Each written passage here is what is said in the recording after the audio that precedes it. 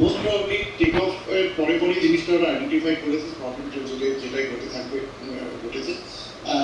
আর তারপরে ইনফরমেশনটা দেওয়া হয়েছে মেডে, তারপরে সমস্ত ডিউরেশনটা নেক্সট 40 to 50 সেকেন্ড, যেটা নাকি ওরা আস্তে আস্তে নিচের দিকে এসেছে। আমার মনে হয় সেই সময়টা একটা পাইলটের জন্য চেষ্টা করছিলেন ট্রেনটাকে রিকভার করা কোনো কারণে, এই জন্য তারপরে ফাইনাল তখন সেই সময় এটিসির সাথে কথা বলার সময় থাকে না, দুজন পাইলটই পুরোপুরি নিশ্চিত they must be trying to recover the plane.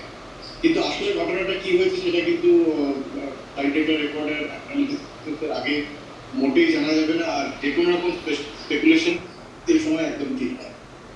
Captain জোরদার, আমরা প্রত্যেকেই জানি যে কোনো বিমান যখন টেক অফ করা হয় তখন তার আগে সেই বিমানগুলো চেক করা হয়, এবং আমরা একটা অভিযোগের ভিডিও সামনে এনেছি যেখানে একজন যাত্রী তিনি বলছেন তিনি দিল্লি থেকে আহমেদাবাদে নেমে গেছিলেন, তিনি সেখানেই বেশ কিছু ত্রুটি পেয়েছিলেন। সেই ভিডিও আমরা দেখাচ্ছি নিউজ 18 বাংলায়। সেই জায়গাতে দাঁড়িয়ে একজন যাত্রী যদি বুঝতে পারেন যে কোনো ত্রুটি আছে, যখন চেক হলো তখন কোনো ত্রুটি ধরা